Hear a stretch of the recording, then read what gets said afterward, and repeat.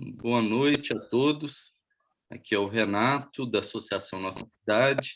Esse daqui é um encontro que a gente chama de Nossa Cidade Convida, 3 pontinhos. E depois dos 3 pontinhos vem a cidade que a gente convidou. Dessa vez aqui é Brasília, Distrito Federal. Então a gente tem aqui o Everardo, o André Rafael e a Dani Estevam, que são de Brasília, e trouxeram esse projeto do Everardo e também uma necessidade, um desafio que ele está encontrando.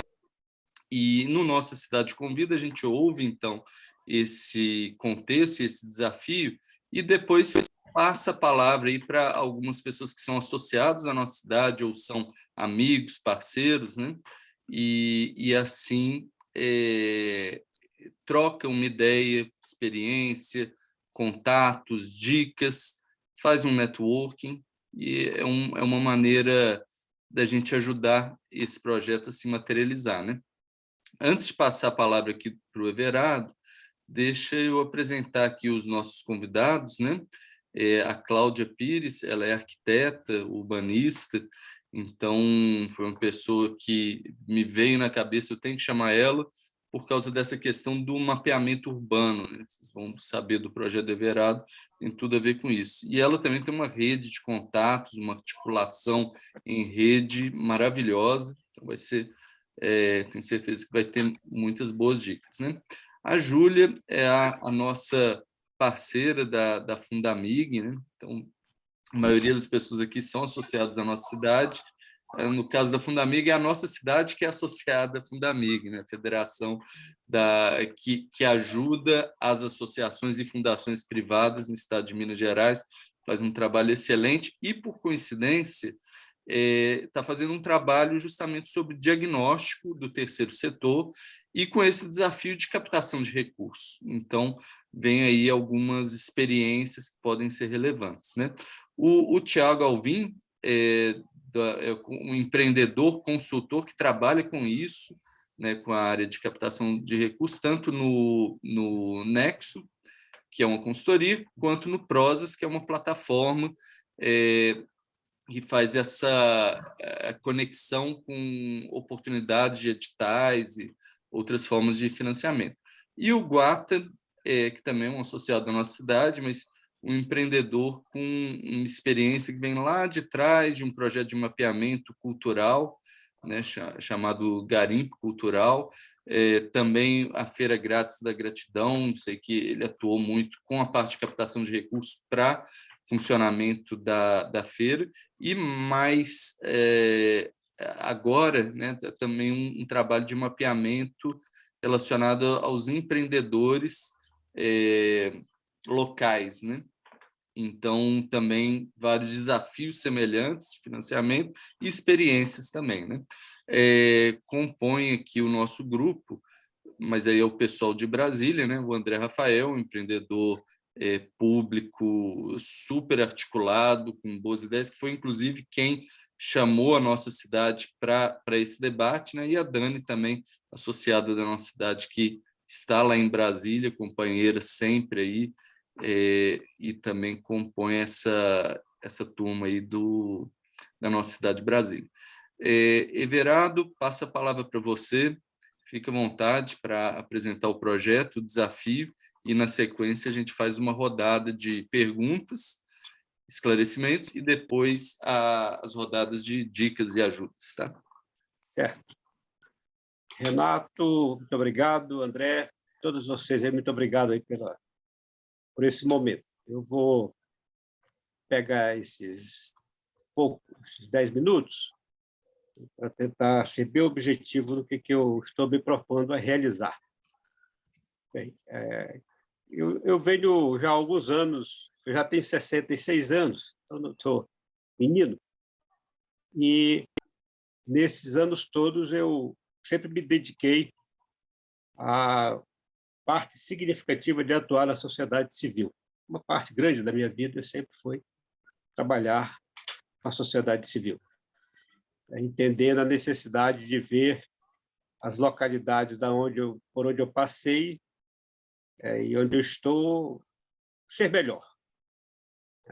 Esse é um princípio que me move, vamos dizer assim. E aqui em Brasília, nos últimos 17, desde 2006, 2004, 2005, 2006, foi quando eu voltei para cá, né, eu venho trabalhando, mudando de postura, de comportamento sobre como entender a sociedade brasileira, e eu estou falando da sociedade brasileira, e as regiões que eu moro. Em 2005, né, eu comecei a elaborar uma proposta de metodologia chamada Espaço Público Saudável, a Dimensão do Diálogo. Eu rompi com muitas coisas da minha tradição, enquanto cidadão, enquanto ativista político, para compreender novas formas de organização na sociedade brasileira, especialmente como realizar coisas que nós conquistamos no campo da democracia, especialmente de 88 para cá. Nós conquistamos vários direitos do ponto de vista democrático, do chamado bem-estar social, ainda que insignificante, ainda que muito pouco, mas nós conquistamos, tanto do ponto de vista do direito, né, das relações de trabalho, quanto do ponto de vista da liberdade democrática. Esse é o Brasil de 88 para cá. Então, nesse mesmo período, eu também comecei a romper com determinados padrões de desenvolvimento e de atuação na sociedade brasileira.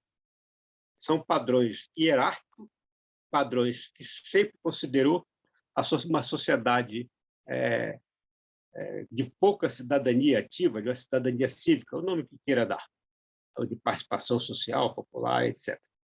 Bem, foi daí que eu desenvolvi, a partir de 2005, 2006, né, o que eu chamo hoje de redes sociais locais, afetividade que gera efetividade da política pública. Ou seja, eu desenvolvi, né, nessa experiência, eu já estou fazendo isso há mais de 15 anos, né, voluntário, é bom que deixe aqui bem esclarecido, uma experiência de fazer com que as formas de organização e de mobilização sejam mais horizontais possíveis, e ela rompa com a visão hierárquica do Estado e também da sociedade civil. E não é só o Estado que é hierárquico, poderoso, e muitas das vezes que mata o capital social e que mata o capital humano. A sociedade civil também tem as suas perversidades nesse sentido, né? Bem, tratando desse tema, eu fui aprendendo muita coisa e abandonando muita coisa e me aperfeiçoando em outras, e uma delas na visão horizontal. A outra delas é que o principal objetivo da nossa mobilização social como cidadão, né, seja em qualquer uma questão específica, meio ambiente, transporte, mobilidade, o que for, nosso principal propósito é efetivar a política pública. É fazer que essa política alcance as pessoas que precisam, que mais precisam do Estado, né? É isso que eu estou convencido, aprendi nesses anos todos, de que não é um embate político, né, sobre qual é a proposta mais importante, a proposta mais correta, a mais adequada, né, que é o fundamental. O fundamental é fazer alcançar aquilo que nós somos capazes de realizar para que aquelas populações sejam capazes de usufruir daquilo que a sociedade produz como Estado, e isso aí é a responsabilidade do Estado. Bem, chegou a pandemia, e eu vou avançar aqui bastante, para a gente não ficar nesses 10, 12 anos antes. Chegou a pandemia, nós queríamos realizar o terceiro encontro de rede, porque nós já tínhamos realizado um, né, para a gente se conhecer, já tínhamos realizado um segundo encontro, que era para a gente entender qual era a agenda social de Brasília, e a agenda social é o que mais importa, não é a pauta específica. E nós realizamos o terceiro encontro, que era para fazer o seguinte, como principal propósito, identificar os fluxos das regiões administrativas de Brasília, e, a partir dos fluxos locais, a gente sugerir, fazer sugestões ao Estado, como o Estado deve resolver determinados problemas de mobilidade, determinados problemas de saúde pública, determinados problemas na educação, no transporte, criança e adolescente, etc. Mas a partir do local, entendendo que Brasília, e os urbanistas aí que podem conversar, entendendo que Brasília é só um território e não a soma de 33 localidades, de 33 pequenas cidades regionais, cidades administrativas, regiões administrativas, como queiram chamar. Essa soma de 33 regiões administrativas, ela é um obstáculo para efetivar a política pública. E aí uma conversa com os urbanistas. Tá? A outra coisa é que nós então percebemos o seguinte: no terceiro encontro, que foi totalmente online, participou 300 pessoas, durou 6 meses de conversa, aqui na telinha de manhã, de tarde, de noite, para ver o que a gente pode fazer, a gente chegou à seguinte conclusão. Primeiro, que o Estado é totalmente fragmentado, e aí o André é mais conhecedor do que eu do Estado. O Estado é totalmente fragmentado, ele foi fragmentado desde a República da seguinte maneira. Primeiro, né, os partidos políticos, seus financiadores, né, que dividiam o Estado do jeito que bem entendia. Depois nós demos um passo à frente, e passou para os partidos políticos as coligações, os empresários. Depois passou para os partidos políticos, as coligações, os empresários, as organizações de trabalhadores, e agora nós somos os partidos políticos, os empresários, os seus financiadores, as organizações de trabalhadores e as igrejas. Essa fragmentação do Estado, ela desceu nos bairros de Belo Horizonte, de Belém do Pará, de qualquer região, de qualquer país, qualquer cidade do Brasil. E Brasília não é diferente. Tá? Então, dito isso, eu quero dizer assim, para solucionar isso, nós não temos soluções. Não temos soluções se a gente não tiver uma compreensão muito específica dos chamados fluxos locais, ou seja, saber onde estão os equipamentos públicos, onde é que o público, o Estado, está presente nas regiões administrativas e o que as regiões administrativas têm de capital social, o que tem de sociedade viva. Esses dois fluxos, o fluxo do Estado e o fluxo da sociedade viva, da cidadania ativa, da nossa capacidade de mobilização, da nossa capacidade de interação social, é possível oferecer soluções. Fora isso, eu estou dizendo que, fora isso, nós não temos muitas soluções, porque, paralelo à fragmentação do Estado, a sociedade civil e a academia fez coisas contrárias. A academia cada mais criou as suas chamadas especializações, a sociedade civil que chamou a tal das intersetorialidade entre os sistemas de educação, de saúde, de transporte, etc. E essa intersetorialidade ela é insuficiente para o conjunto de problemas e conflitos que nós temos na sociedade brasileira. Do outro lado, as pessoas também ainda pioraram mais ainda a fragmentação e a fragmentação do território Brasília em pequenas regiões administrativas, chamado de territórios. E os urbanistas, toda vez que faz isso, do meu ponto de vista, para efetivar a política pública no território Brasília, fragmenta e dificulta mais ainda a sua eficiência, a nossa eficácia de alcançar as pessoas que precisam do Estado. Então, esse é o estado da arte, vamos dizer assim. E o que eu estou sugerindo? Eu estou querendo fazer o diagnóstico. Eu conheço o território Brasília. Eu não vou aqui falar disso, porque quem me conhece aqui sabe, eu conheço Brasília. E estou falando Brasília de ponta a ponta. Eu conheço quase todos os equipamentos públicos, conheço de lá os equipamentos públicos, e conheço boa parte, ou grande parte, né, do que nós chamamos de capital social em Brasília. Por exemplo, eu agora fui o mobilizador do Hackathon, que foi uma experiência que a gente fez aqui, André, com a crise, então 80% das pessoas, 85% das pessoas que estiveram presentes no Hackathon foi eu que chamei. E dos 10 projetos, 7 foi eu que indiquei. Projeto. E dos 3 projetos, os 3 primeiros lugares foi eu que ajudei, participei e convidei. Tá? Então, mas isso precisa materializar. Então, o que eu pedi, conversei com o André, rápido com o Thiago, é de que eu precisava desenvolver o que eu estou chamando de uma cartografia local social do afeto. Cartografia, eu vou falar que depois de quem vai de local, porque tem que ser local por entender o território todo. A questão do afeto, e aí a questão do afeto no meu sentido aqui é o seguinte, falar sobre um pouco a história de Brasília, porque o território ainda está em expansão, ainda existe uma expansão territorial de um lado, e de outro lado ainda tem aumento de população. E como nós somos uma cidade que 70% é horizontal no seu território, isso tem muita dificuldade de efetivação das políticas públicas. Por isso, eu estou colocando aqui a minha experiência e falando com vocês para ver se a gente consegue abrir uma possibilidade de colaboração, de ajuda, o que for possível, para que a gente possa fazer o que eu estou chamando de cartografia social local e afeto no território Brasília e sugerir, em algumas regiões administrativas, soluções a partir do local para efetivar as políticas públicas no DF. Paulo, fica com vocês aí. Obrigado, Everardo. Ótimo. Agora a gente faz uma sessão de perguntas, pessoal. Só esclarecimento, né? Então, se alguém tiver alguma coisa que queira saber, pode abrir o microfone, perguntar, e também respostas breves para a gente poder ter tempo para discutir. Eu já vou lançar uma pergunta aqui, se você procura financiamento, tem uma ideia de valor desse projeto? E logo na sequência a Júlia, que levantou a mão. O microfone está ouvindo? Sim, tá, né? sim. Não, a princípio é o seguinte, eu precisava de 6 meses para fazer esse levantamento, porque exige uma dedicação, mais do que uma dedicação, tá?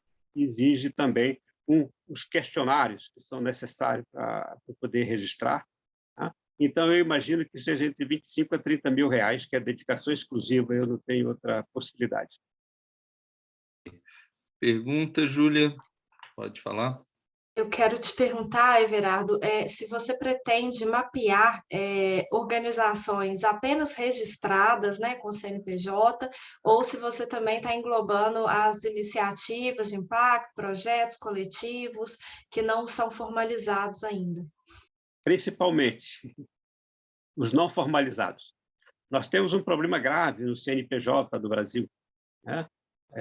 E isso é um negócio que cria hierarquia, por incrível que pareça, é o chamado representante da sociedade civil, líder da sociedade civil, isso cria hierarquia.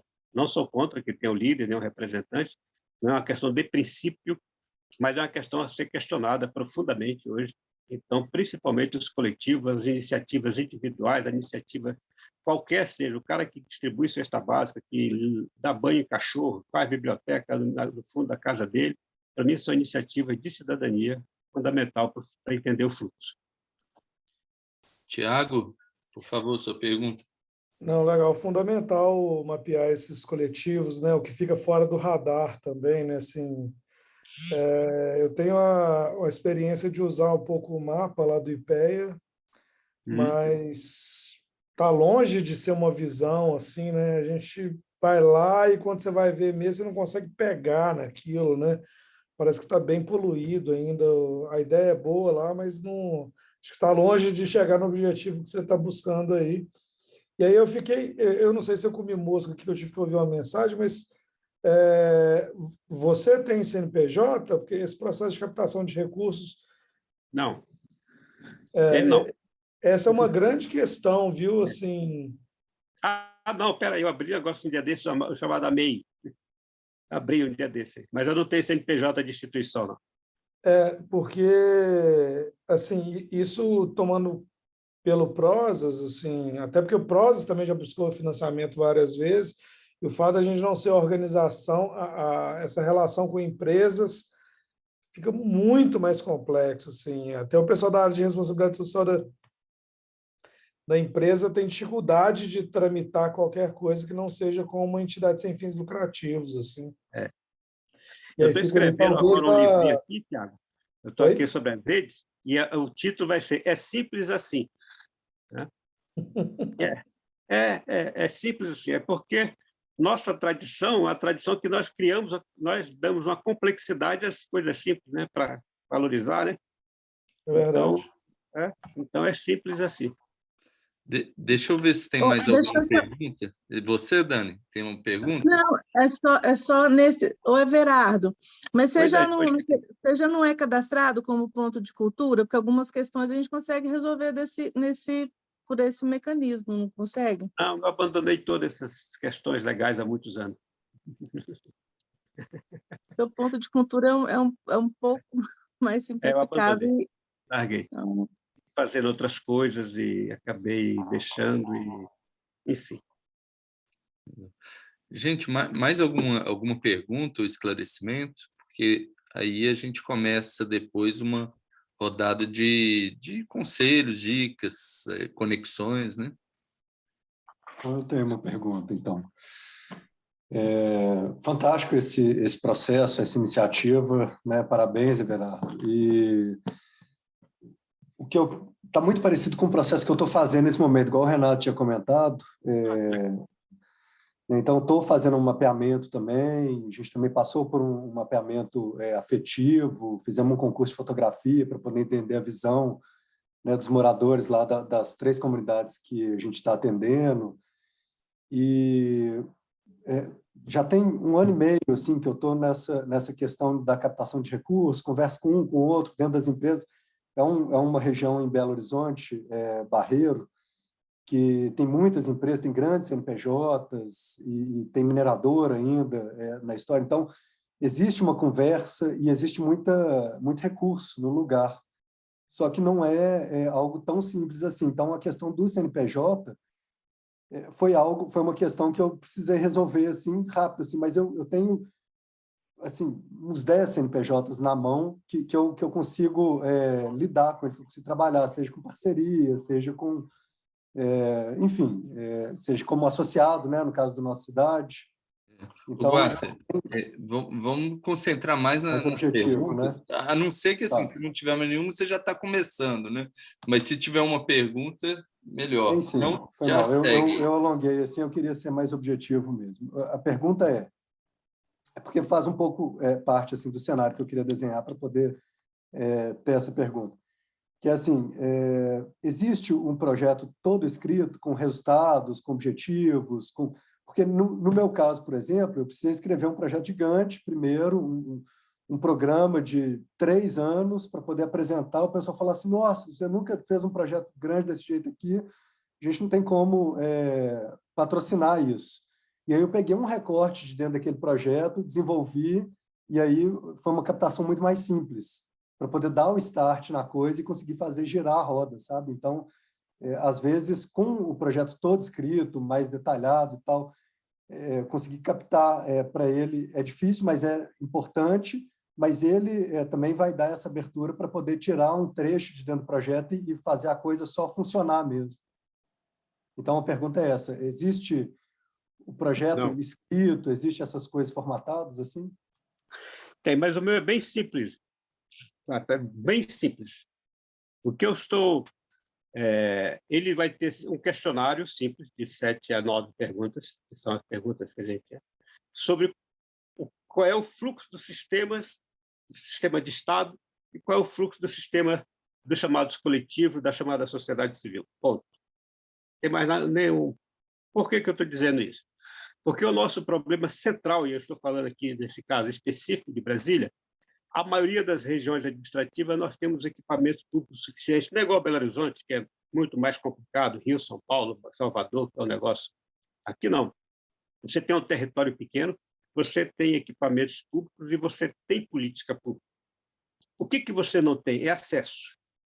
E por que você não tem acesso? Porque existe uma burocracia do Estado, de um lado, e existe um desconhecimento do outro, da chamada sociedade civil. O que eu vou fazer? É tentar dizer o seguinte, essa burocracia que é exagerada, ela dificulta o acesso, e, do outro lado, o desconhecimento. É isso que nós temos que cruzar. Para isso, eu tenho que pegar algumas regiões administrativas, não vou pegar as 33, porque não é esse o projeto, não se propõe, não tem fôlego para isso, algumas regiões administrativas que são aquelas que têm todos os equipamentos públicos e aquelas que não têm todos os equipamentos públicos. Aquela que tem o capital social mais ativo e aquela que tem o capital social que precisa de estímulo.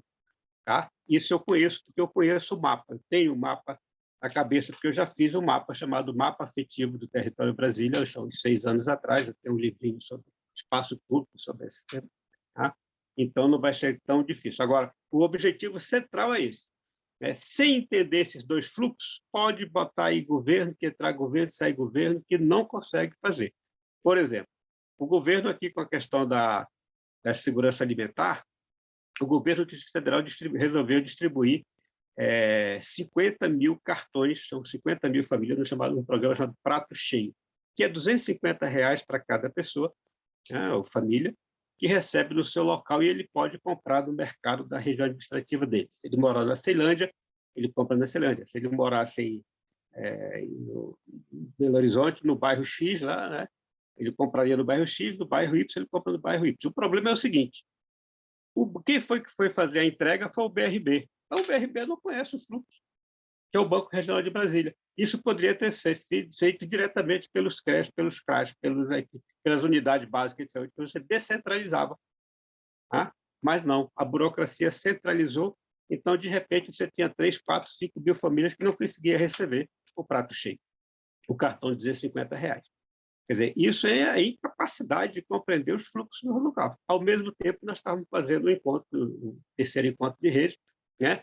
E nós sugerimos, por exemplo, né? Um dado importante que a sociedade civil tem, o Estado não tem, mesmo tendo companhia de planejamento. Aliás, tinha, porque agora a CODEPLAN vai ser uma secretaria do governo, não vai ser mais um centro de pesquisa independente. Né? Uma família que tem 2 crianças e 2 adultos, por exemplo, um casal adulto e 2 crianças de 5, 7 anos e 5 anos, ele dá R$250. É pouco, mas... Agora, se você tem um casal e um adolescente de 15 e um menino de 5, os mesmos R$250 não dificulta mais ainda, porque um moleque de 15 anos ele come muito mais do que um moleque de 5. Então, essa incapacidade de compreender o escalonamento, que era o que nós fizemos, né? Escalando o recurso, o mínimo é 250 e o máximo 450. Se você tiver uma pessoa idosa, por exemplo, se tiver adolescente, diferente a alimentação do adolescente para a criança, não foi possível. Então, o programa Prato Cheio, que tem um princípio importante, que é você movimentar a economia local, deixa de alcançar os propósitos mais nobres, que é fazer com que as pessoas tenham acesso de forma decente. Everardo, deixa eu dar sequência aqui, eu estou preocupado com o tempo, Tá. para a gente não ficar com pouco tempo para os comentários depois. Tem uma pergunta aqui do André Rafael, também peço para ser bem breve, viu, André? E depois a gente faz essas rodadas. Eu não sei se é bem uma pergunta, se já é rodada, né? Se o Renato me permitir. Por rodada, segura um pouco. Se for pergunta, manda ela agora. Então, eu vou quebrar em 2, né? Vou fazer a pergunta, depois eu vou para a rodada, né?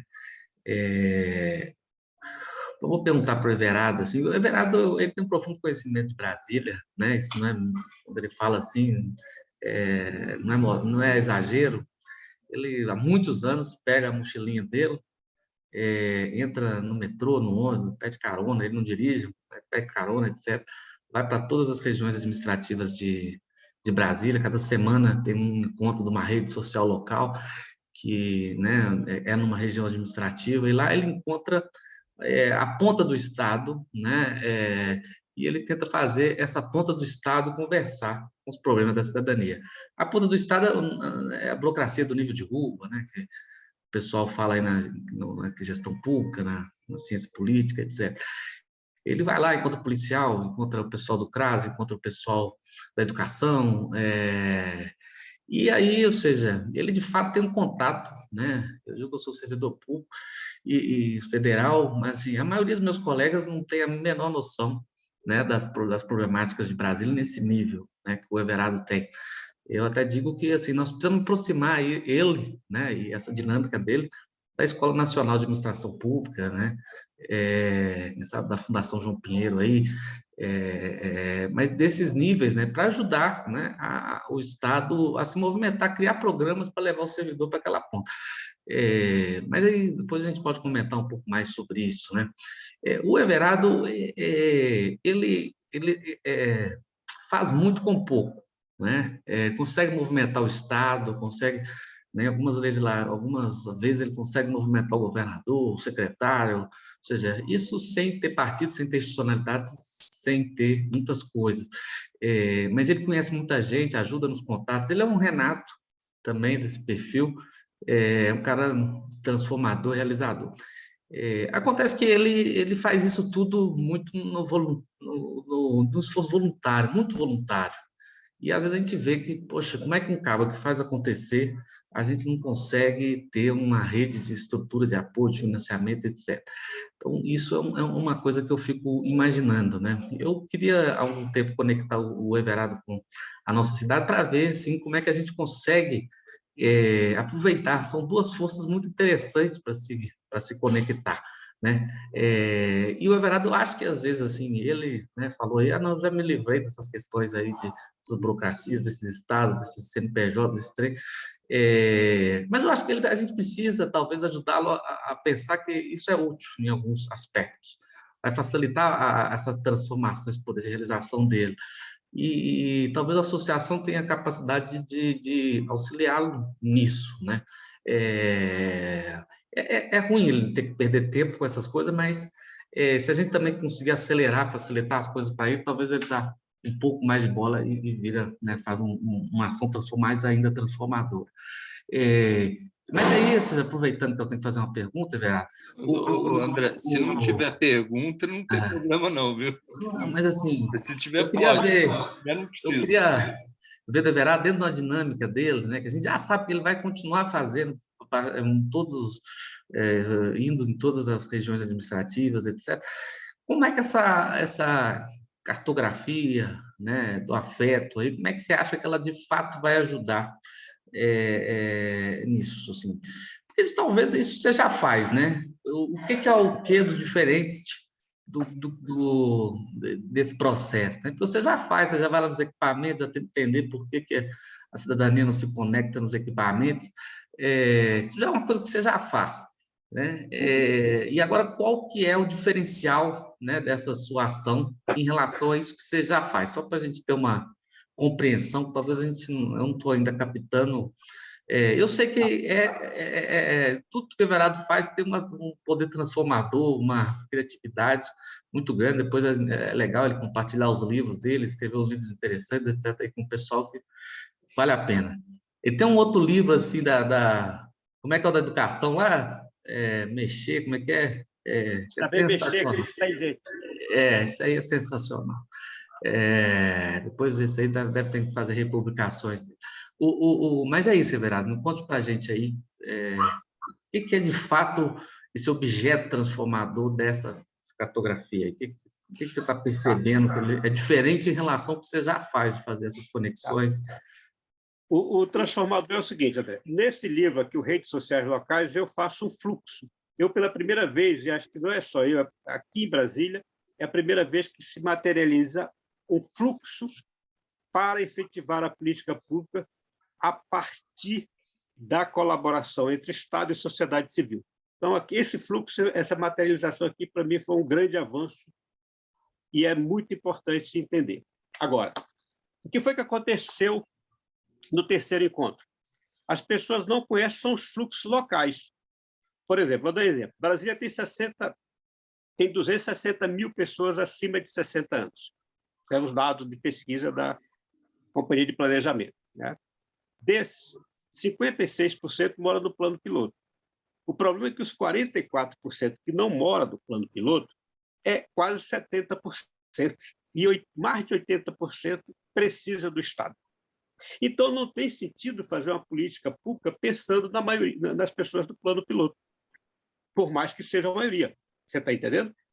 Então, o conceito de maioria, para nós aqui, é totalmente distorcido no que diz respeito às políticas públicas. Você tem que pensar nos 44% que, do ponto de vista proporcional à população, aí sim é a maioria. Tá? E essa é a dificuldade do Estado, que o Estado fala assim, não, política não, mas a maioria está no plano piloto, então está resolvido. Não, não está resolvido, porque só 10% dessa população idosa que está no plano piloto precisa do Estado, o restante não precisa. São pessoas aposentadas, servidores públicos aposentados, filhos de policiais militares que são aposentados, essas coisas todas que a gente já sabe. Então, é um equívoco dizer isso. Tá? É um equívoco. Tá? Essa coisa que o Estado não entende, e a sociedade civil também não entende. Então, a novidade é dizer o seguinte, para efetivar a política pública, não basta fazer uma sugestão de política pública, por mais que ela seja baseada em pesquisa desse nível. Ela precisa partir da localidade e aí do fluxo local. Quais são os equipamentos públicos que existem naquele lugar, qual é a cidadania ativa que existe naquela localidade e como essa cidadania ativa ela faz sugestões para que aquela política pública seja executada naquele local. Essa é a grande novidade. Sem isso, não tem, no meu entendimento, sempre a política pública vai ficar ineficaz. ela não vai alcançar a maioria da população. Eu dei um exemplo, que é a questão da pessoa idosa, assim como posso dar, por Everardo, exemplo... Oi, querido. Pois não. deixa eu passar um pouco para frente, Tá. para a gente sair dessa fase aí das perguntas e dos esclarecimentos. Eu acho que já esclarecemos bastante, e eu acho que o sinal disso é quando as perguntas ficam mais parecendo com um comentário, quer dizer que a gente já está entrando nessa outra fase, né? Eu quero convidar aqui para o pessoal falar, mas na ordem de entrada, né? Então, primeiro o Tiago, depois a Júlia e assim por diante. E mesmo porque assim eu fico, como eu falei, olha, isso aqui vai ser um negócio de 1 hora, né? Então, eles, assim que tiver falado, se quiser permanecer, será muito bem-vindo. Se quiserem também irem fazer outras coisas, eu quero respeitar o tempo de vocês em relação a isso, né? Antes, eu só quero fazer um comentário breve aí sobre a nossa cidade, que uma das atividades que a gente faz é o patrocínio fiscal, que é justamente a gente acolhe coletivos ou associados da associação que não tem CNPJ, e ter CNPJ é um pé no saco, porque você tem que ter contador, você tem que lidar com cartório, você tem que ficar com a cabeça no estatuto, e nisso, naquilo. Não é fácil. Então, assim, a minha recomendação hoje para empreendedores sociais olha, se você puder evitar de ter CNPJ, vai testar o seu conceito, a sua atividade em parceria com alguma ONG já existente, né? Cresceu, ficou de um tamanho que aí sim necessita de CNPJ, faz o CNPJ, seja feliz. Mas antes disso, esse não é o primeiro passo, não é nunca criar o CNPJ. Primeiro passo é testar a ideia, né? E aí, na associação, a gente tem esse patrocínio fiscal, que é utilizar o CNPJ para empreendedores. A gente já fez com um negócio social que chama Massalas, de compostagem urbana. Escrevemos um edital para o Fundo Casa, o recurso foi utilizado para comprar o equipamento fica incomodado com eles. O projeto deles acontece de uma maneira linda, depois de um tempo eles criaram um CNPJ para negócio social e está funcionando feliz da vida. E a gente está feliz que a gente contribuiu com isso. A mesma coisa agora, tem um projeto de inclusão para pessoas com deficiência auditiva, que também é um negócio social, e a gente está nisso, na incubação, recebemos o dinheiro, à medida que vai sendo necessário, vai sendo utilizado, né? E são 2 associados da nossa cidade também. Então, fica à disposição já, viu? E passo a palavra aí para o Tiago e, na sequência, para a Júlia. Eu acho que você já foi em cima, Renato. Assim, a sugestão que eu ia dar, cara, é que para mobilização de recursos, sem CNPJ fica algo praticamente inviável. O CNPJ de MEI, melhor do que não ter CNPJ, mas um CNPJ sem fins lucrativos é o ideal para esse tipo de mobilização, né? Então, acho que esse é o primeiro passo. Então, tem aí a oferta da nossa cidade, mas eventualmente alguma outra associação que possa ser parceira, né, que assumir a responsabilidade fiscal pela execução disso. Eu acho que sem isso eu não vejo, assim, a minha experiência é com empresas, né, que apoiam projetos, mais que incentivo fiscal. Eu nem vou entrar no papo de incentivo fiscal, porque é ridículo no Brasil, é tudo compartimentado, então você não consegue fazer uma cartografia ampla, você teria que fazer da infância, do idoso, do esporte, enfim, tudo errado o desenho. Mas eu acho que a questão do CNPJ e o outro, assim, talvez não chegar a ter o projeto todo escrito e tal, mas tem que preparar uma apresentação para levar para alguém, né? Tipo, a conversa vai rolar com alguém, esse alguém precisa levar isso para frente. E aí isso tem que estar, de alguma forma, sistematizado, que seja num PowerPoint, com o direcionamento mínimo dessa história. Enfim, eu fiquei tentando quebrar a cabeça aqui se eu conhecia alguma referência específica que pudesse ajudar.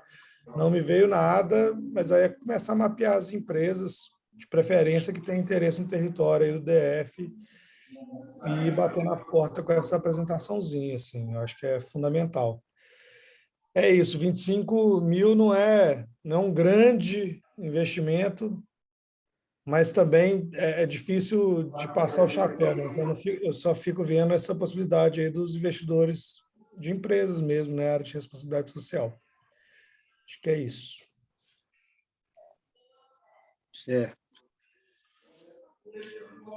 Vamos passar aqui para a Júlia agora, e assim a gente faz uma rodada de todo mundo, depois você faz algumas considerações finais, Everardo, e depois, assim, quem quiser continuar aqui, a sala fica aberta, a gente para a gravação, troca cartões e continua a conversa, né? Renato, vou primeiro realmente deixar esse recado que eu vou fazer uma participação, mas daqui a pouco eu vou ter que, infelizmente, deixar a sala. Estou com uma pequena aqui sozinha em casa e doentinha ainda, então, infelizmente, eu não posso continuar.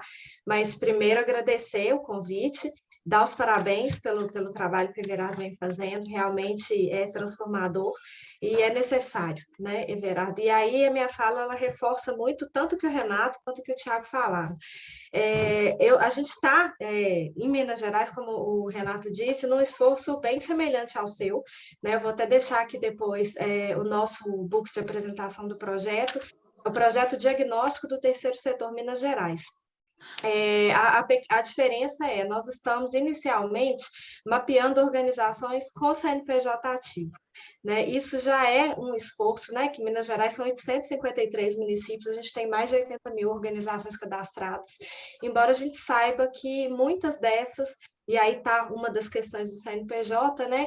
Tem ali caixa escolar, a gente sabe que tem ali, às vezes, mais de um CNPJ da mesma organização, né? Que abre, capta um recurso e depois fica com aquele CNPJ parado por alguma razão e ao invés de resolver, porque a questão do CNPJ também é caro, né? Cartório é caro, tudo requer dinheiro. Então, isso é um complicador grande, e aí acaba abrindo um outro CNPJ e abandonando o anterior. Agora, para captar recurso, realmente, inclusive a experiência que a gente está vivendo nesse momento, a gente está nesse momento de captação de recursos para o projeto, e não é uma tarefa fácil, não. Mesmo com o CNPJ, mesmo com o Ministério Público correalizando o projeto com a gente tem o IPEA com a gente no projeto, Fundação Dom Cabral, são organizações grandes, é claro que o nosso recurso necessário é maior, até pela quantidade, né? Estava olhando aqui pelo mapa das OSCs, Brasília tem pouco mais de 15. Travou. Júlia, você ficou no mudo, de repente. Oi, tá me ouvindo? Deve ter apertado aqui sem querer. Brasília, eu estava olhando aqui pelo mapa, eu até mandei aqui, né? O mapa das OSCs do IPEA tem mais de 15 mil organizações cadastradas. Então, é bem menos que Minas Gerais, mas não é pouca coisa, né? A gente não pode desconsiderar isso, são muitas organizações, e é um esforço realmente, é uma batalha, a questão da captação, né? E tem isso que o Thiago colocou, de serem, a gente tem que fazer muitos recortes se a gente quiser a questão dos fundos, e se a gente quiser a questão né, de aproveitar lá os benefícios fiscais, que são quase que irrelevantes quando a gente considera, né, os grandes projetos, e enfim. Mas eu acho assim, super válida essa ideia do Renato, né? Realmente abrir um CNPJ não é uma coisa tranquila de se fazer. A Fundamig, inclusive, não recomenda isso. Todas as organizações que nos procuram, né, e falam, eu tenho um projeto, eu quero abrir uma organização, uma fundação, seja uma associação que é mais simples, a gente nunca é a primeira ideia, né? A gente sempre fala, e uma coisa que você falou muito no seu discurso, né? A questão da rede. Hoje, se você não está articulado, se você não faz parte de uma rede, você dificilmente vai conseguir levar alguma coisa adiante, né? Então, buscar essas redes. E aí eu fiz algumas anotações aqui, vou te dar como sugestão. Brasília também tem uma federação, né, de fundações privadas, então pode ser que talvez seja interesse de uma fundação patrocinar esse seu projeto, por que não? né? E aí chegar junto e fazer um trabalho, né? Ou te contratando para realizar, ou talvez trazer esse seu projeto para a fundação realizar, com você sendo o coordenador do projeto, porque não é uma sugestão. Então, a primeira dica que eu te dou seria procurar a Federação de Brasília, né? A FUNPDF é bem ativa, então acho que você não vai ter dificuldade, depois eu posso até passar os contatos. Outra organização de rede que você pode atuar aí é o COEP, né? A gente tem o COEP Nacional, a Rede Mobilizadores, eles estão fazendo um trabalho cada vez mais articulado, tem um grupo lá da Rede Mobilizadores no Facebook, talvez você possa, se já não conhece, já não está nele, procurar, né? Pode ser uma força, tem organizações importantes que estão ativas e participando, né? Às vezes até um projeto para o COEP, quem sabe, né? Uma possibilidade. O mapa das OSCs, por mais que tenha essas organizações somente com CNPJ ativo, eu acho que também é algo que pode te ajudar, te embasar aí na construção desse projeto. É extremamente importante que você tenha esse projeto escrito, né? Por mais simples que seja uma página, né? A gente até indica o modelo do PMD Pro, que tem lá o termo de abertura do projeto, que são as informações básicas, você pode usar o círculo de ouro, o que não falta são metodologias, né, de elaboração de projetos, de maneira que fique simples de apresentar. Então, hoje, o que a gente considera interessante, que a gente sabe que um empresário, por exemplo, vai ler, é uma página. Se precisar virar a folha, provavelmente a informação inicial mais importante tem que estar ali, pode até ter anexo, né? Mas o que você precisa comunicar do seu projeto que esteja nessa primeira página, com certeza vai ser lido.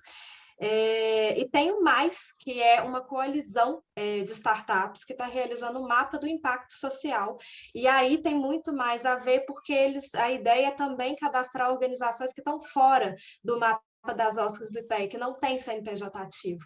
Então, talvez seja uma parceria também para você usar até como plataforma, né, para ter essa sua pesquisa na internet, divulgada. Eles têm uma base de dados bem bacana, também posso passar aqui os contatos.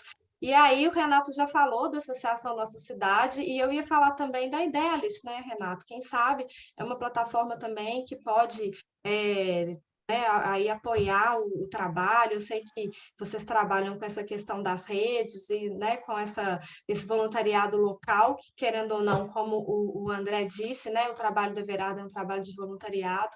Então, assim, eu queria deixar essas contribuições e também vou colocar meus contatos à disposição se você quiser trocar mais figurinhas, já que a gente está nesse trabalho muito parecido, né? Estamos à disposição para conversar mais depois. É isso. Obrigado. Eu que agradeço. Obrigado, Júlia. Júlia, muito obrigado, viu, pela sua contribuição, agradece também a sua filhinha, que a gente te roubou dela aí por um tempo. E assim, a gente continua a conversa em outros momentos, super conectados, viu? Gratidão. Eu queria passar agora, então, para Dani, né? E depois, aqui pela entrada, seria, acho que é o André, mas se ele permitir que a Cláudia está com a mão levantada de ir depois, eu agradeceria. Pode ir então, Dani. Eu vou ser bem objetiva. A oferta aqui é exatamente nessa parte. A gente sabe a importância de escrever esse projeto, então a contribuição seria nesse sentido mesmo, né? E aí, para a gente poder escrever, fazer essa apresentação, e tem alguns projetos que eu estou conectada agora de investidores de impacto, que eu posso ver também como que a gente conseguiria isso, e eu acho que independente da questão do CNPJ, eu estou até mesmo utilizando esse da associação, mas para escrever aí. Eu agora estou tanto tempo que a gente não se fala, agora estou numa startup, e é exatamente nessa área de projetos. A gente qualifica, capacita mulheres nessa área de gestão de projetos, então, e a gente está com um projeto de voluntariado, então a gente consegue escrever isso aí para você. Ótimo, André. Dani. Gratidão, Dani. Gratidão. Passar agora para a Cláudia e, na sequência, o André. Oi, gente, eu queria até me desculpar com vocês, porque eu não estou no melhor momento de falar sobre associações sem fins lucrativos, não. Vou falar a verdade com vocês, eu estou com um cansaço muito grande de ONG, OSC, programa de voluntariado, né? Eu vou colocar isso aqui para vocês, porque a minha vida toda foi ligada a projetos sem fins lucrativos, voluntariado, trabalhando muito gastando uma energia, despendendo uma energia muito grande para organizar grupos, né? E eu tenho ficado muito decepcionada com a pouca capacidade de aperfeiçoamento de processos desses grupos. Então, assim, esses grupos, eles precisam se aperfeiçoar, eles precisam colocar assim, no seu projeto de organização, que o fato da entidade ser uma entidade sem fins lucrativos, com pessoas voluntárias trabalhando, ela tem que ter uma organização tão boa quanto uma organização profissional que remunera sócios. E o que a gente tem visto no decorrer do tempo é que isso não acontece. Eu estou falando isso com vocês que eu entrei um pouco atrasada, até porque eu estava acabando um relacionamento com uma entidade de terceiro setor, porque eu trabalho para eles já há 8 anos, fazendo projetos, e, por incrível que pareça, nos últimos 2 anos, nós fomos desabilitados em aproximadamente 10 projetos que eu fiz para eles, porque eles não conseguiram acompanhar minimamente as certidões que eles precisavam de ter, os documentos que eles precisavam ter em dia. Então, E quando você coloca isso para o terceiro setor, parece que você está dando um tapa na cara deles, né? Então, assim, eu estou muito assim, desmotivada com organizações de terceiro setor, para falar a verdade. Aí, colocando um ponto nisso aí, né? Eu acho que, a partir dessa percepção que eu tenho, eu acho que, até quero ver esse estudo do IPEA, eu já tinha me deparado com ele em outros momentos, mas não tinha tido ainda condição de ver. Eu quero ver o que é esse perfil que o IPEA traça desse terceiro setor, né? Agora, do outro lado, eu vejo os editais também para o terceiro setor com um grau de dificuldade, né? Porque as entidades que fornecem os fundos, os recursos dos editais, elas consideram que esse setor está preparado para cumprir as tarefas de um edital. E isso não é verdade. Então, fica um fazendo de conta que está atendendo, o outro fazendo de conta que está dando recurso. Então, acho assim que a gente deveria simplificar melhor os processos, sabe? Até para permitir que esse pessoal pudesse, num primeiro momento, se habilitar para alguma coisa e até se preparar para poder atender melhor essa expectativa dos financiadores, porque da forma como eu vejo que está hoje, principalmente depois da pandemia, né, grande parte dessas entidades elas estão depauperadas, elas não vão conseguir se habilitar a fazer nada, né? E várias delas, por exemplo, esse edital que eu estava atendendo agora, é um edital para tirar famílias em situação de risco do mapa da fome, né? Eu não consegui habilitar, elas não têm certidão.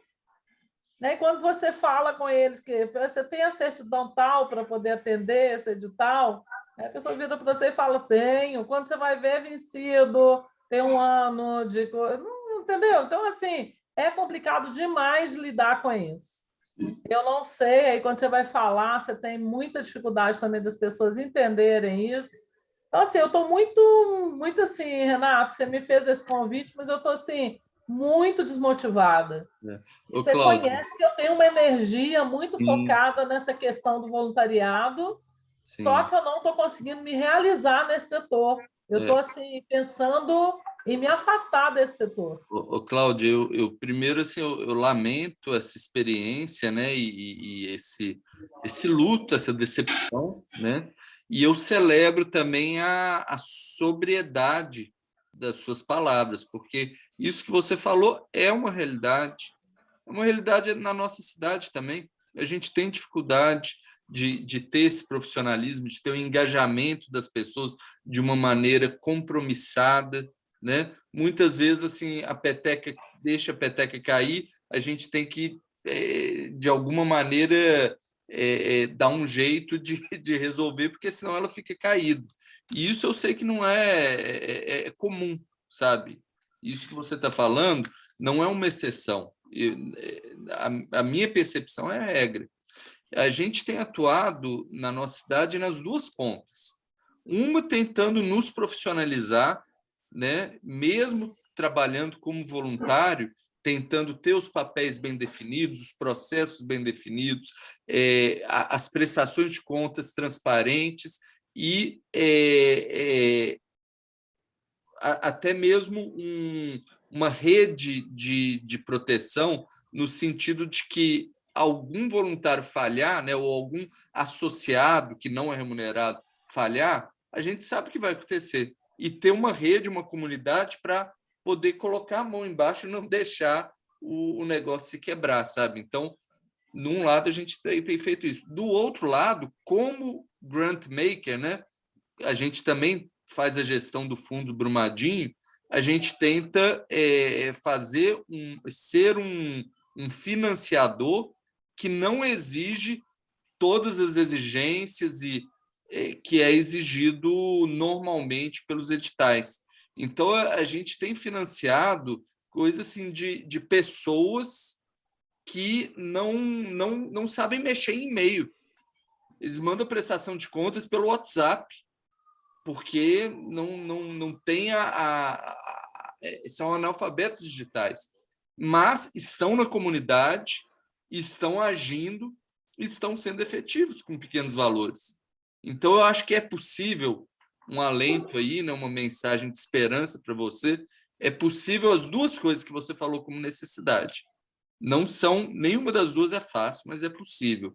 E chegue-se mais aí na associação, porque a gente está nessa busca, sabe? E seria muito bem-vindo você estar próximo e ajudando a gente a resolver esses problemas. Talvez até no projeto aí do Everardo, né? A gente ter ele como um exemplo de sucesso, olha, quando chegou a declaração, a gente conseguiu ser habilitado, porque está tudo redondinho, tem várias pessoas olhando, e assim a gente conseguir melhorar a sociedade civil. Abandonar a sociedade civil não é a solução, porque é o que nos resta para fazer uma transformação social real, né? Então, a gente precisa, de alguma maneira, corrigir o que está quebrado, e eu concordo com você, tem muita coisa quebrada. Não queria me alongar muito nisso daí, mas eu achei relevante assim, dar essa mensagem, vista a sua declaração, tá? Gratidão por ter trazido isso daqui, acho que é muito relevante. Vou passar aqui para o André Rafael e depois para o Guata, e aí, na sequência, o Everardo faz umas considerações sobre tudo que foi feito, a gente para a gravação e continua aqui conversando e quem quiser, né, e trocando mais um pouquinho. André, pode ficar à vontade. Assim, eu achei muito rica essa conversa, uma conversa rápida, né? Já pega vários elementos. Eu não sei exatamente assim, né, se a gente já está atendendo um pouco a expectativa do Everardo, mas assim, o que eu percebo é o seguinte, é que a gente precisa, né, de alguma forma, se conectar, né, criar fluxos de apoio, né, para especialmente pessoas com capacidade de gerar impacto social, né, grandes impactos sociais. Então, eu, de certa forma, me afastei um pouco nos últimos 2, 3 anos aí das atividades, estou resgatando um pouco agora a energia, né? Me casei, né? Então teve algumas mudanças aí no meu tempo, Mas eu vejo o seguinte, que a gente precisa fazer essas conexões, né? Everardo é um tipo de exemplo que eu vejo assim, é uma pessoa que entrega muito de valor social. Mas, às vezes, eu vejo que a sociedade, de certa forma, não se organiza para apoiar quem gera valor social. E aí, a minha inquietação é como é que a gente pode se organizar para apoiar, né, pessoas como ele que geram valor social muito alto, né? Então, eu ainda não tenho as respostas, né? Espero a gente poder encontrar esses caminhos, né? E ter outras rodadas de conversas, né? Com outras, né? Talvez o Everardo apresentar numa segunda rodada aí, daqui a alguns dias, uma quinzena, um mês, o que ele tem, avançou nessa ideia e a gente pensar como é que a gente pode ajudá-lo, né? Nesse caminho, né? Fiquei feliz aí de ver a Dani se oferecendo para apoiar, né? A Júlia apresentando aí já alguns caminhos, né? Verá talvez conhece todo mundo que ela falou ali, Fundo DF, COEP, eu não conheço nada, também é tudo novidade, e fico pensando assim, tá, mesmo que não sendo novo para o Everardo, eventualmente, né? Como é que a gente pode renovar, né? Um relacionamento dele com essas instituições ou com outras, né? Que tem capacidade aí de mobilização.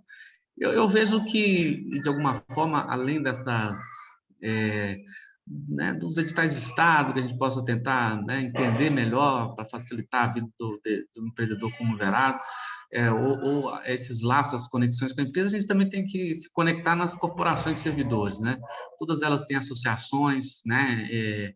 Movimentam recursos significativos, né? Muitas delas têm carreiras, né? Que têm associações muito ricas, muito poderosas. Eu vejo que a gente talvez possa tentar aproximar delas também para tentar criar projetos junto com elas. Não é fácil, elas não estão assim, elas têm alguns movimentos de aproximação com esses movimentos da sociedade civil. Eu vejo coisas mais crescentes ultimamente, mas eu vejo que a gente tem que criar esse caminho, porque elas podem servir aí de mais um eixo, né, de conexão do Estado com a sociedade civil. Então é isso, né? Queria comentar por agora, né? Agradecer o Renato aí por essa dedicação, essa disponibilidade de fazer essa conexão, e me colocar aí à disposição, Everardo, para a gente dialogar aí, tentar construir alguma coisa nesse sentido, né? Já tem muito tempo que eu venho notando isso, eu falo, pô, o Everardo é um cabo que eu queria ver bem financiado, para fazer as coisas acontecerem. Então, eu vou me dedicar um pouco a esse desafio aí de ver como é que a gente pode né, desmembrar esses campos aí de financiamento, né, para ver como é que a gente pode, né, recompensar esse valor social que você cria e também expandi-lo, né? Eu acho que você tem muita coisa aí, muitos do que você já conhece de Brasília merece ainda ser. A gente até tem que minerar toda essa experiência sua, né, esses aprendizados para a gente poder não repetir os erros, né, que estão ainda muito cristalizados na sociedade. Um abraço, então, muito obrigado, pessoal. E vou ficando aqui escutando aí um pouco mais. O André, obrigado. Você sempre tem colaborado para a gente fazer as coisas, né? Mas eu queria... Everardo, deixa só o Guarta aqui desculpa, terminar o ciclo, depois é você. Perdão, desculpa. O quarto. Bom, então, eu tenho 2 comentários breves assim para fazer e que já foi falado de outras formas também na nossa conversa aqui. O primeiro é sobre projeto como chave, né? Então, às vezes a gente tem a visão, sabe onde vai chegar, sabe quais são os objetivos, os resultados que vai ter aquela ação ali, aquele empreendimento, aquele tempo, né, aquele recurso que vai ser usado, mas para poder entrar, né, dentro de uma empresa, ou dentro de um edital, ou do governo, enfim, de qualquer lugar que para abrir essa porta precisa de uma chave, né? Então, e geralmente quem dá o recurso, alguma chave precisa ser usada para poder acessar isso. E as chaves mais comuns que a gente tem é essa de formatar, né, projetos, de transformar essas ideias, essas coisas em palavras para poder... Porque a gente, às vezes, não dá tempo de apresentar para todo mundo que a gente precisa, né, o projeto. Então, para outra pessoa poder apresentar, é interessante ter isso bem formatado, assim. E a outra questão, o outro comentário é com relação à fragmentação e aglutinação, que eu achei fantástico, assim, na sua fala toda, Everardo, e apareceram em outros momentos também, né, a gente falando disso, e eu acho importantíssimo, se é um problema real, se a coisa que a gente está olhando, que o projeto se propõe, que esse tempo, esse empreendimento se propõe, é um problema real, então provavelmente afeta outras pessoas, afeta mais gente, né? Então, eu vejo que uma forma interessante de fazer, de validar, né, a solução para um problema é achando as outras pessoas que têm esse problema também e criando alguma forma de trocar com as pessoas. Então, pode ser uma associação, pode ser outras pessoas que têm essa visão também, mas eu acho que é importante aglutinar pessoas, porque, igual já foi falado aqui de diversas formas, a forma mais fácil de cancelar poderes ou dividir poderes é esse, né, de fragmentar mesmo. Então, se tem diversos grupos pequenos que fazem alguma coisa, estão todos eles brigando por algum recurso específico, todos estão fracos, né? Mas se eles se juntam e buscam um recurso que vai ser mais coletivo, então a coisa fica mais forte, fica mais efetiva ali. Então, basicamente, esses dois comentários que eu acho. E estou à disposição para poder ajudar a formatar, a enxergar, né, caminhos também e tal. Obrigado aí pela possibilidade de somar aqui. Perfeito, Guata. Bem, eu queria agradecer aí a todos vocês, a Dani, a Júlia, a Cláudia, o André, você, Guata, o Renato, o Tiago, todos que estiveram aí. Obrigado aí por ter esse momento para conversar e dizer o seguinte, o propósito, né, é sempre mostrar que existe uma abundância em qualquer região administrativa, uma abundância no país, em qualquer cidade do Brasil, que ela é desprezada. Né? Qualquer cidade. Eu morei em algumas cidades do Brasil e cidades chamadas pobres, e morei em cidades chamadas ricas. Ambas as cidades tinham capital humano e capital social, tinha abundância de iniciativa, de cidadania. O problema é que elas são desprezadas. A capital do país não é diferente. Não é diferente. Né? Nós temos uma abundância desde a horta urbana, né, até biblioteca, até teatro em periferias, né, artistas à disposição. Então, o problema é como é que nós vamos pegar essa abundância e transformá-la, né, essa abundância, num reconhecimento para efetivar a política pública. É isso que eu estou me dedicando. O André falou e eu espero realizar isso, claro, com mais dificuldades, com menor proporção, André, mas vou fazer. Nós vamos tomar iniciativa, porque nós já temos algumas coisas do ponto de vista do Estado, nós sabemos o que funciona, né? Mas não temos os fluxos. E não é eu que não tenho, não, mas ninguém tem. O Estado não tem porque não interessa ao Estado. Aos empresários tradicionais também não interessa. Tá? Isso só interessa a nós ou empresários que têm uma outra visão, uma outra percepção do desenvolvimento das regiões do país, no meu caso particular, aqui de Brasília. Tá?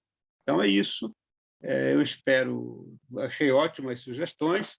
Eu tenho uma certa dificuldade, bastante dificuldade com a institucionalidade. Eu larguei isso há muitos anos, por outras razões, né?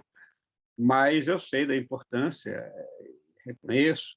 De vez em quando eu tenho dificuldade, inclusive, de participar de algumas coisas por essa razão, né?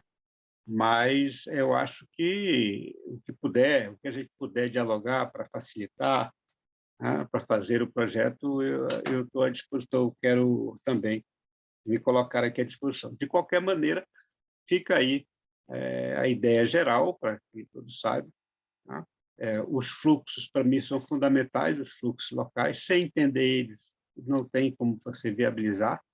Se você mora no bairro de Fátima, em Belo Horizonte, né?